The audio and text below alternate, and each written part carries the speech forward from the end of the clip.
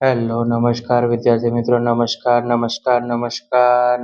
વિદ્યાર્થી મિત્રો ચેનલ પર પહેલી વાર આ ચેનલને સબસ્ક્રાઇબ કરી દેજો બેલ નોટિફિકેશન હિટ કરી દેજો જેથી આવનાર યુઝફુલ વિડીયો તમને ઝડપથી મળી શકે તો વિદ્યાર્થી મિત્રો આજના વિડીયો સિરીઝ લેક્ચરમાં ધોરણ 7માં વિષય ગણિત પ્રકરણ નંબર 10 બીજગણિત પદાવલીમાં પ્રશ્ન નંબર 5 જોવા જઈ રહ્યા છે તો વિદ્યાર્થી મિત્રો પ્રશ્ન નંબર 5 આપણે આજના વિડીયો સિરીઝ લેક્ચરમાં જોશું તો વિદ્યાર્થી મિત્રો નીચેનું એકપદી દ્વિપદી અને ત્રિપદીમાં વર્ગીકરણ કરો બરાબર જેને એક પદ હોય એને એકપદી કહેવાય જેમ કે XY છે એ શું થઈ ગયું એકપદી દ્વિપદી એટલે શું થાય કે અહીંયા કોઈ સપોઝ સંખ્યા લખીએ કે 7 એ દ્વિપદી થઈ જશે બરાબર અને ત્રિપદી એટલે શું થશે કે જેને 3 પદો હોય બરાબર જેમ કે આ છે 9z નો વર્ગ બરાબર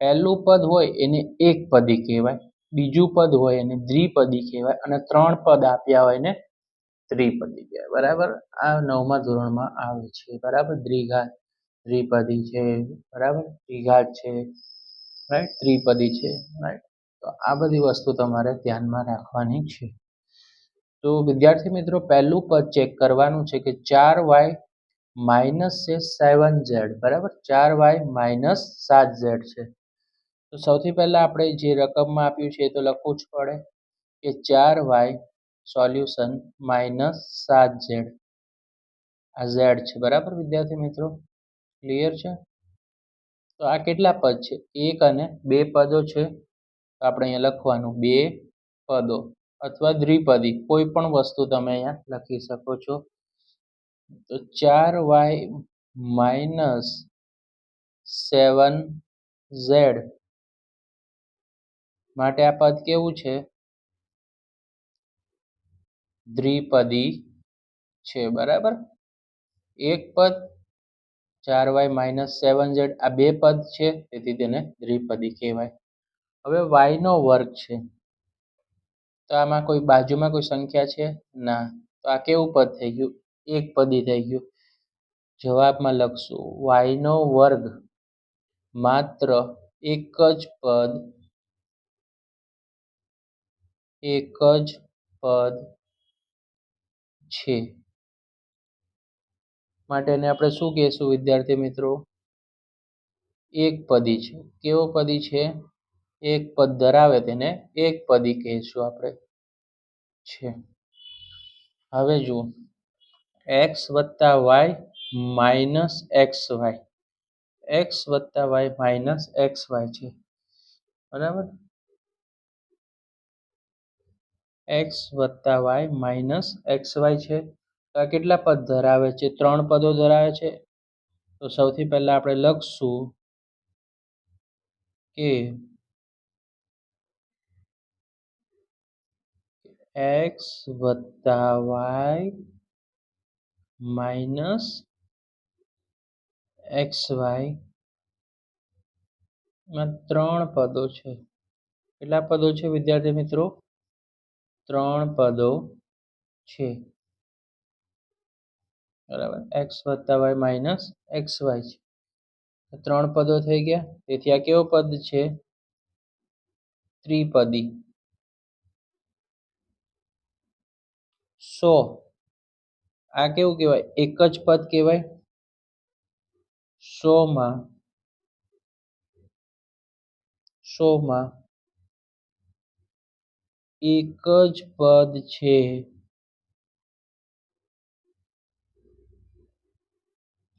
માટે તેને કયું પદી કહેશું વિદ્યાર્થી મિત્રો એકપદી છે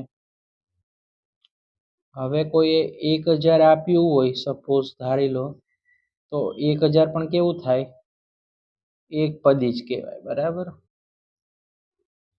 રાઈટ આ એક જ સંખ્યા છે જોડે છે એટલે એકપદી જ કહેશું બરાબર સમજાવવા માટે લખી છે લખી ના નાખતા બરાબર હવે જુઓ રકમ AB છે માઇનસ A છે માઇનસ B છે બરાબર તો અહીંયા જુઓ AB આ એક પદ A બીજું પદ અને માઇનસ B છે તે 3 પદ થઈ ગયા તો સૌથી પહેલા આપણે જે રકમમાં લખ્યું છે એ મુજબ આપણે કામ કરીશું.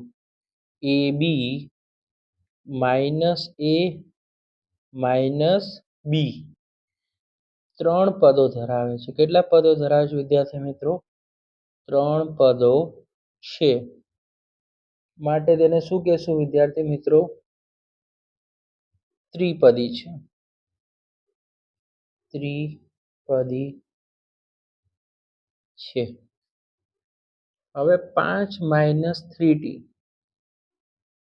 તો હવે લખશું. પહેલા રકમમાંથી જ લખવાનું. 5 માઇનસ 3t કેટલા પદો ધરાવે છે? 2 પદો ધરાવે છે. 2 પદો છે. માટે આને કેવું કહેશું? દ્વિપદી. 2 પદ હોય એટલે દ્વિપદી, 3 પદ હોય તો ત્રિપદી થશે. ઓકે, 5 માઇનસ 3t 2 પદ, આ 1 પદ અને આ 2 પદ, તો દ્વિપદી. હવે છે 4p નો વર્ગ q માઇનસ 4pq નો વર્ગ. તો હવે જુઓ, આ એક પદ આખું થઈ ગયું, આ બીજું પદ થઈ ગયું. બરાબર? તો સૌથી પહેલા આપણે લખીશું કે 4p નો વર્ગ q માઇનસ 4pq નો વર્ગ. 2 પદો છે. 2 પદો આપેલા છે, માટે આ કઈ થઈ ગઈ? દ્વિપદી છે. બરાબર? આ પહેલું પદ અને બીજું પદ માટે દ્વિપદી છે. નેક્સ્ટ છે 7mn. તો આપણે જવાબમાં રકમમાંથી લખવાનું 7mn સોલ્યુશન. કેટલા પદો છે? એક જ પદ છે. તો તેને શું કહેવાય વિદ્યાર્થી મિત્રો? એકપદી કહેશું.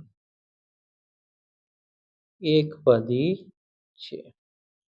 હવે આવી રીતે xy હોય તો પણ શું થશે? એકપદી થાય. બરાબર? એકપદી. અને આગળ 10 લગાડી દઈએ તો પણ શું થશે? 10xy એકપદી જ કહેવાશે. બરાબર? જોડે હોય તો એકપદી થઈ જશે. ક્લિયર છે? આ સમજૂતી માટેનું છે. આપણે રાઉન્ડ કરી દઈએ કે 7mn એ એક જ પદ છે, માટે એકપદી કહેવાય. કોઈ રકમમાં કોઈ વખત 10xy આપે તો એ પણ કેવું થઈ ગયું? એકપદી થાય. બરાબર? ચોરસ એટલે બનાવી રાખવાનું કે તમને ખબર પડે. કદાચ બનાવીને પૂછે તો આપણને આવડી જાય. ક્લિયર છે? સ્ક્રીનશોટ પાડી લેજો આખા પેજનો. ઓકે, હવે આપ્યું છે z નો વર્ગ માઇનસ 3z વત્તા 8. તો કેટલા પદ થઈ ગયા વિદ્યાર્થી મિત્રો? 1 2 ને 3, તો ત્રિપદી થશે. z નો વર્ગ પહેલું પદ માઇનસ 3z બીજું પદ અને વત્તા 8 ત્રીજું પદ. માટે આ કેવો થઈ ગયો? 3 પદો છે. 3 પદો છે, માટે આને ત્રિપદી છે. ચોથું છે a નો વર્ગ વત્તા b નો વર્ગ. કેટલા પદો છે? 2 પદો છે, માટે દ્વિપદી. a નો વર્ગ વત્તા b નો વર્ગ. a નો વર્ગ વત્તા b નો વર્ગ, તો કેટલા થઈ ગયા? 2 પદો છે. 2 પદો ધરાવે છે. તેથી એને આપણે શું કહેશું વિદ્યાર્થી મિત્રો? દ્વિપદી છે. દ્વિપદી છે. ક્લિયર છે? પછી નેક્સ્ટ છે z નો વર્ગ વત્તા z. z નો વર્ગ વત્તા z, તો આપણે લખશું કે z નો વર્ગ વત્તા z. તો આ એક પદ થઈ ગયું, આ બીજું પદ થઈ ગયું. તો વિદ્યાર્થી મિત્રો આ કેવા છે? 2 પદો છે, માટે એને શું કહેશું? દ્વિપદી છે. દ્વિપદી છે. હવે છે એક 1 વત્તા એક્સ વત્તા એક્સનો વર્ગ 3 પદો ધરાવે છે. 1 સૌથી પહેલા 1 લખવાનો વત્તા એક્સ લખશું સોલ્યુશનમાં એક્સનો વર્ગ 3 પદો છે વિદ્યાર્થી મિત્રો, માટે આને શું કહેશું? ત્રિપદી કહેવાનું. બરાબર, આને શું કહેવાનું? ત્રિપદી છે. ઓકે, તો વિદ્યાર્થી મિત્રો આજે આપણે પ્રશ્ન નંબર 5 જોયો. પ્રશ્ન નંબર 6 અને 7 છે તે આપણે નેક્સ્ટ લેક્ચરમાં જોશું. વિદ્યાર્થી મિત્રો સ્ક્રીનશોટ પાડી લો. વિડીયો પસંદ આવે તો વિડીયોને લાઇક કરી દેજો, ચેનલને સબસ્ક્રાઇબ કરી દેજો અને બેલ નોટિફિકેશન હિટ કરી દેજો, જેથી આવનારી યુઝફુલ વિડીયો તમને ઝડપથી મળી શકે.